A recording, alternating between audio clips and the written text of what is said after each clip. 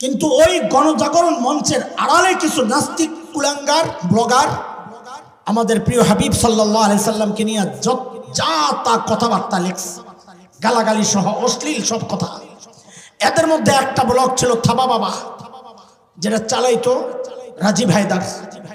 এদেশের কিছু ইমানদার সাহসী আশিক রাসূল, আমি মনে করি তাদের ইমান আমার চেয়ে শক্তিশালী, আমি তো সাহস করি নাই, তারা যায় ওই রাজীব হায়দারকে হত্যা করছে।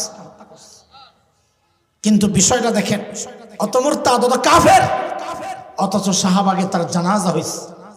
কেন জানাজা হইল? কারণ সমাজ জানে না সে ইসলাম থেকে বের হয়ে গেছে। এখন আপনারা বলবেন, হুজুর আপনার মতো কোন হুজুরই তো জানাজা পড়াইছে, আপনারা না পড়াইলেও তার জানাজা হইতো না, বলবেন না? বলবেন। ওই বেচারা বাধ্য ছিল, তাকে জোর করে নেওয়া হয়েছে। ক্ষমতা আপনাকে জোর করে নিছে, ওরা ওদের শক্তি দেখাইছে, হুজুরের শক্তি দেখাইয়া দিছে, ওযু ছাড়া নামাজ পড়াইয়া দিছে। বুঝেন নাই কথা? ওরা দেখাইছে অগশক্তি, হুজুর দেখাইছে কি করছে, কি করছে? তাও পরদিন পত্রিকায় আসছে এটা 3 তকবীরে। কয় তকবীরে? কয় তকবীরে? জানাজা কয় তকবীর? আমি একজনকে জিজ্ঞেস করছি, ভাই পিছন থেকে কেউ লোকমা টোকমা দেয় নাই, তকবীর একটা বাকি আছে? তার জবাবটা ছিল খুব জাকাস।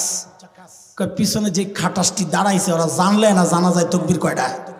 লোকমা দেওয়ার লাগে তাকে জানা লাগবে।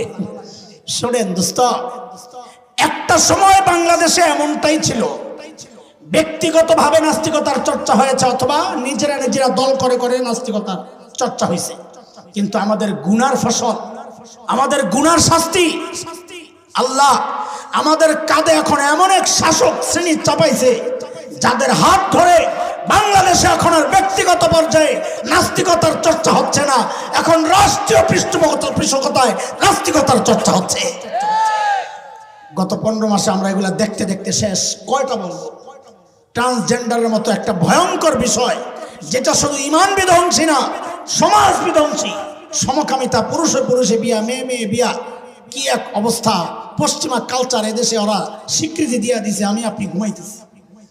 নতুন করে এক স্লোগান উঠছে, যেহেতু নারীবাদীরা ক্ষমতা, এনজিও কর্মী নারীবাদী, নারীর অধিকার বাস্তবায়ন আমাদের টার্গেট না, ওদের টার্গেট ইসলাম থেকে দাও। শরীয়তের একটা বিধান হচ্ছে লিজাকারি মিসলু হাজ্জিল উনসায়াইন, সূরা নিসা আয়াত 11। আল্লাহর সহজ কথা আল্লাহ আমাদেরকে জানাইছেন, এক বাবার এক ছেলে এক মেয়ে, ছেলে পাবে 2, মেয়ে পাবে 1।